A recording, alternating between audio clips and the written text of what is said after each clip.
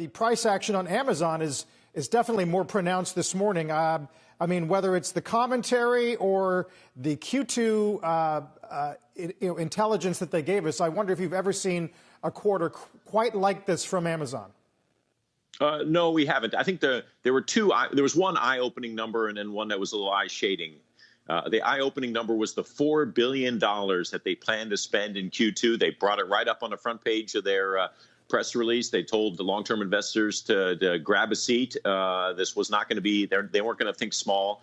And so they're spending $4 billion. And this is to make sure that their employees and their systems are as efficient, safe as possible. Our view is that those are temporary expenses. And what's the permanent takeaway is that they showed this dramatic acceleration in revenue growth. Like they've just separated from the pack. You thought online retail accelerated in the March quarter. It did. Amazon truly accelerated. It's growing 3 times faster than overall online retail. So we think there's a long-term structural win for Amazon out of this. The stock's had a big run year to date. You'll pull back, the stock will pull back, but this creates a buying opportunity. It's not a back up the truck price here. I'd want it to be lower, but the core long thesis is very much intact on Amazon.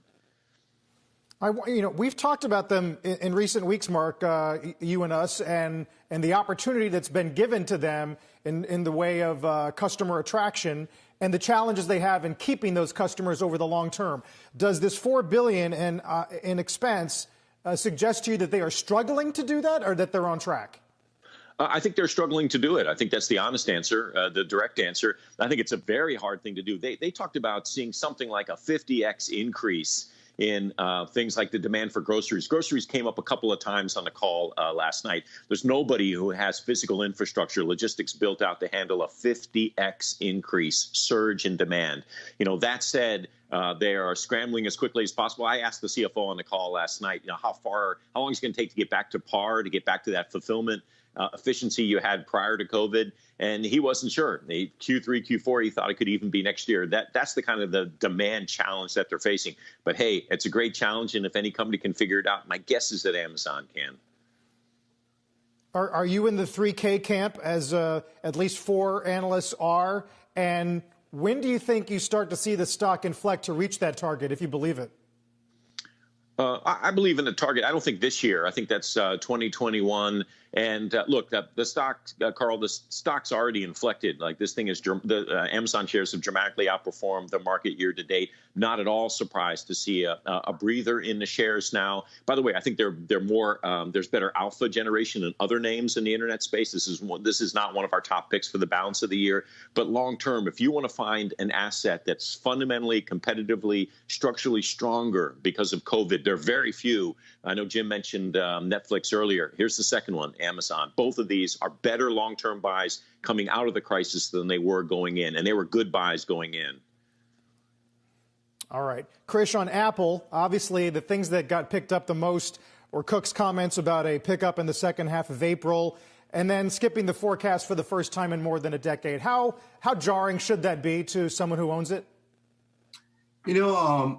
I would say the lack of June guidance was not a total surprise. It is pretty widely expected amongst the investor base. So to me, that was a non-issue. I think April demand starting to turn around in China is definitely a huge positive. I think Cook did mention that the April demand is still below January levels. So it kind of seems like there's still a way to get back to normal. But all in all, June quarter typically is a low quarter for iPhone. Apple typically tends to flush their inventory to make way for newer iPhones coming out later in the year. So I think all in all, I wouldn't say it is a huge surprise. At the margin, the incremental demand in China was a positive.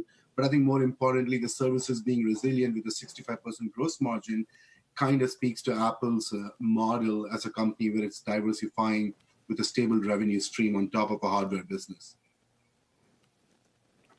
Krish, President Trump is talking tough on China again. China's currency fell to April lows. There's increasing anxiety brewing out there that we could start another trade war. I mean, the president said that the coronavirus blame is now front and center when it comes to the relationship with China, and the trade war and the trade deal they made was secondary. How big of a risk does this present for Apple, no matter what they reported last night?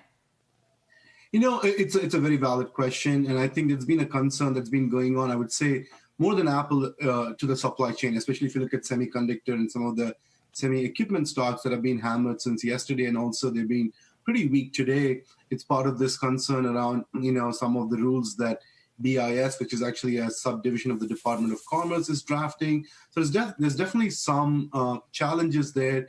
I think the problem is that it's a political issue, so it's very hard to handicap the outcome of it.